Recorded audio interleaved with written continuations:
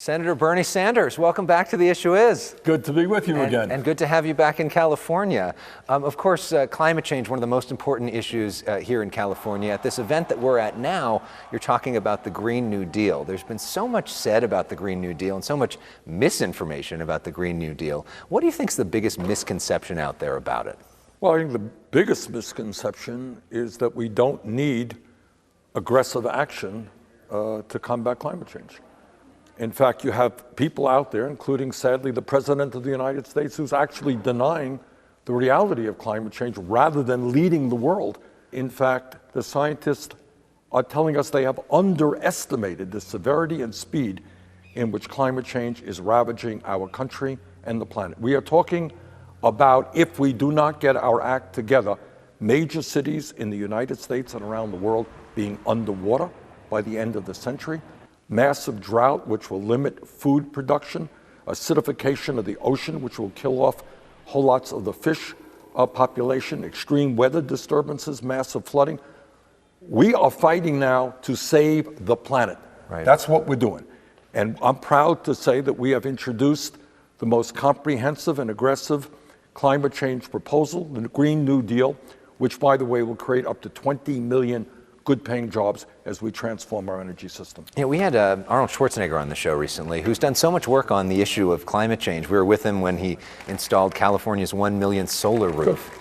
And he was talking about the idea that maybe you don't need a Green New Deal, just follow what we're doing here in California, because California's been so aggressive on this. And he also talked about the issue that he felt that environmentalists have not got the messaging right on this by using words like climate change, global warming, that you should use the word like pollution and make this real world for people. What do you think about that? Well, two things. I mean, I think California has done a great deal and is certainly one of the leading states in the country. But we have to be even more aggressive. I mean, we have to be, I don't have to tell the people of California about climate change and about drought and about the horrible, horrible wildfires that have done so much damage to the state. As we speak, Australia is literally burning.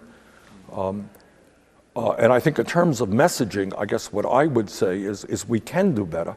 And one of the points we can make is that we can create up to 20 million good-paying jobs transforming our energy system away from fossil fuels. That means massive retrofitting our homes and our buildings to make them more energy efficient, creating a transportation system which is not based on fossil fuel, investing very heavily in wind and solar. Certainly California has done that, but we have to do even better here and all over this country. And of course, climate change is such a big issue here. The biggest issue in every poll is homelessness. We've walked Skid Row together. We did, I remember that. What do you think is the role of the president? Because some people say this is really of a local issue. What do you think is the role of the president when it comes to the issue of homelessness? This is not a local issue because I know it's a serious problem in California, but you know what? It is a serious problem in virtually every part of this country, including my own city, Burlington, Vermont. I think we have to take a deep breath and from a moral perspective, ask ourselves how it could be that when we have 3 people in America owning more wealth than the bottom half of America, massive income and wealth inequality, we have tonight over 500,000 Americans, including 30,000 veterans, who will be homeless, sleeping out on the street or in shelters. That is not what this country should be about. And our job is to start building and investing in not only affordable housing, but low-income housing as well. And when we talk about the housing crisis, Alex, it is not just homelessness, as serious as that is. It is also that 18 million people, including a lot in California, are spending 50% of their income on housing. How do you get by if you're spending 50% of your income on housing? So we have an idea, we have a proposal that will build up to 10 million units of affordable housing and low-income housing. It will also address homelessness in a very big way, but it will also provide protection to tenants who are now seeing their landlords just raise their rents very, very highly because of gentrification. Let's talk about the other issue that has been the biggest debate on the debate stage, which is, of course, Medicare for all, which is your push to get rid of private insurance, have a government-run system. Joe Biden says it's going to cost $30 trillion. How do you pass that when you don't have 60 votes in the Senate and when the Democrats themselves are split on it? Well, we pass it through budget, but I won't bore you with Senate rules, but there is a thing called budget reconciliation. Which would be 50 votes instead of 60. Exactly. So we can pass it that way. But the main point to be made is that what Joe Biden and Buttigieg and others want to do is more or less preserve the status quo. But the status quo healthcare system is dysfunctional.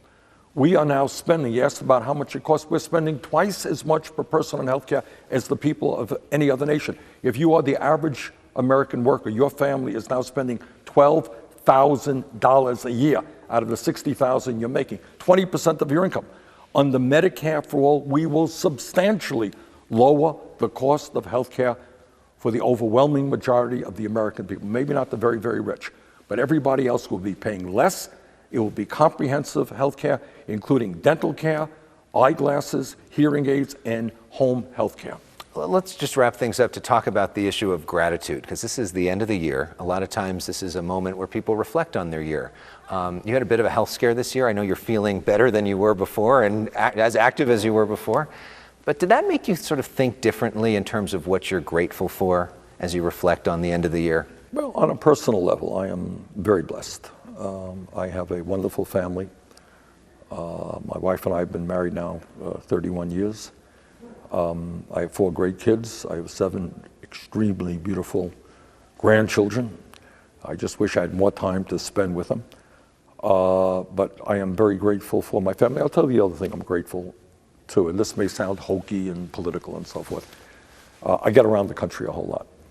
And here we are in Riverside, California.